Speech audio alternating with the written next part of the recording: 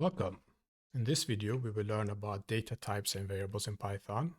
But since we'll be running this program a lot, I'm going to make our life a little easier by binding this button to something much easier to use. So we know it's called run Python file. So if I click on the gear icon down here, I go to keyboard shortcuts, I can type in run Python file, and then we'll see it here. And I'll go with this. I can double click here, or I can right click and add key binding.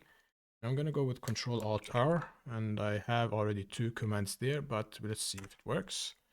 I can go back here, and then let's see if I click them. Nice, it ran it, but of course no output because we have not typed anything.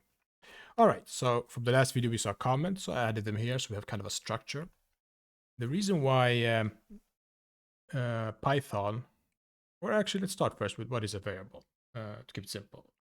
There are many analogies, I mean, how we think of what they are, but perhaps the simplest thing is like having a labeled box. So for example, my name, I might say name, and then I have an equal sign, and then for example, I want to store it as a text, so I have this double quotation marks, and in here I have my name Zain. So information now will be stored here. On the left side, that is the name of the variable that we're storing. And on the right side is the data that is being stored.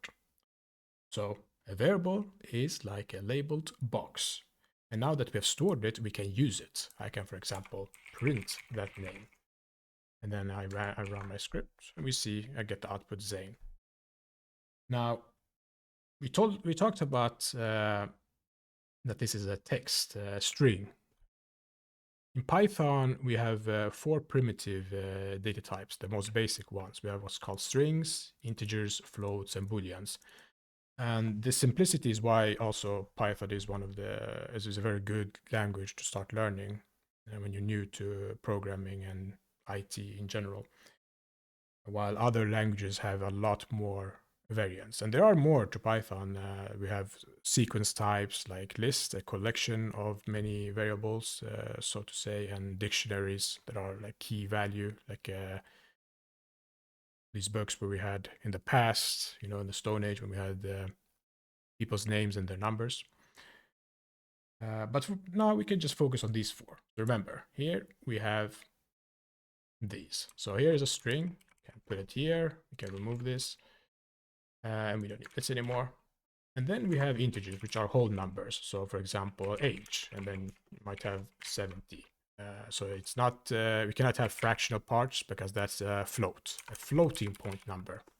So for example, let's say anything we can, let's say money, and you have 50.5. That's a float, so we can have more numbers after the dot. And booleans are boxes that store either true or false. So is alive, and then start with a capital T. I'm alive apparently. Is cool, false, I'm not cool. So these are our four types. Now we return to input. In the last video, we said we're going to go into it, how we can reuse our variables once we get them. So for example, say we want the name of the user. For example, call the variable, you give it a descriptive name, user name, and then I'll do input and say, what is your name? Then I'll do colon and another space, so it'll be easier to read. And then once we get this value from the user, we can print it out. And I can say hello, and then I'll add a comma here, and then the variable. So you can see in print, we can pass in a message, and after it, the value inside this labeled box. So if I run the program now, it asks for my name, and let's say my name is Pumpkin. Not sure where I'm getting these names. And it says hello Pumpkin. So we saw that by adding a variable here, we got an extra space here by default. Now there's another version I want to show you, which perhaps is easier to read and reuse, especially when you have more variables, and it's called formatted strings, F strings. What we do is we put an F first here and then the double quotation marks, and then I can say hello, and we see we use our curly braces here, and here I type in the variable. Now I can even add this sign, just to make it cooler, or like a crazy person. Now let's run it again. And now I'll type, it's called Fluffy. I got. And we see. Works pretty much the same way, but this is easier to reuse, especially if we asked also for their age, and we continued. Now we come to an interesting part. Anything that we get from input will be a string, it will be text. So if you want the age, what will happen? If I now say like user age equal to input, and I say, what is your age? And we have a handy function that we can use in Python called type. And we can pass in the user age. And here I can just pass this in directly to the print statement, surrounded with the parentheses. Now we can skip these, I think. I can add comments here to comment them out so they won't run. And then I can run the script. And I can pass in 70 again. And look what we got for output. The type is string, text. So to use, but we might want to have a number so we can use it for calculations. Maybe we want to, based on the number, do something funny.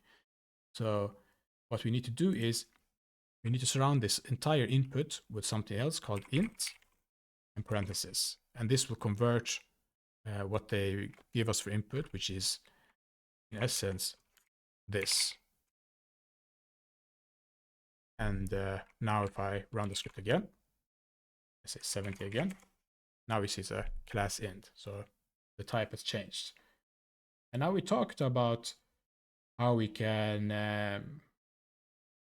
why this conversion matters, and how we, in an example, how this can be reusable. So instead of this, let's do something, an example. Say we want to build a simple calculator. num1, this is the name I'm going to give it, and I expect I'll ask them for input. And remember, we need to surround this entire with int because I want it to be a number, not a text.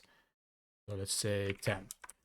And then I can do this again by duplicate this, Control D. No, that doesn't work here. So I'll Shift mark that, Control C, Control V, call this num2. And then here I'll just pass 5. And now I can print the result, or I can just do another variable, result, num1 plus num2, and then print result.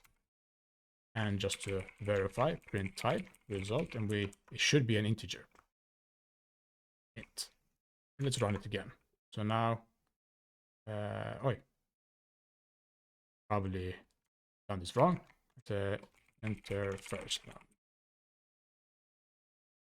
The second number.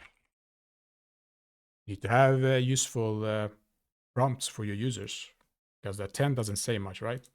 Let's rerun it again.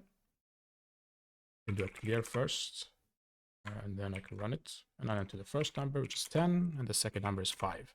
And we see we get the result 15, and it's an int. And the reason this is important as well, for example, say now if I remove this int now, and I have to remove this parenthesis, I have to do the same down here. And then what will this be now? Let's run it, see. So I'll enter 10, and enter 5. We get 105. Why does that happen? Because this becomes 10, and this becomes 5. Then this will become 105. It adds them. It adds the text together. So see, it is a string now, right? And this is useful sometimes. We call it string concatenation. We add two texts together, two strings. We can do things like Captain Fluffy. But now they belong to it, so it's kind of ugly, right? So maybe instead I can do something funny, like we can go back to our f strings, and here I can do the curly braces, and I can say num1, and I put a space here, num2, and then I can run it again. So Captain Fluffy, and now we see we have much more control. It's like asking someone for their first name and their last name, and then you can rename that to reflect that more. So it becomes easier for anyone reading this code, including you, tomorrow or in a week. And this is basically the most basic parts of data types and variables in Python. It allows us to store information and reuse them. Your programs can become more dynamic. And in the next video, we'll see an interesting use case where I cover some small tidbits. Until next time.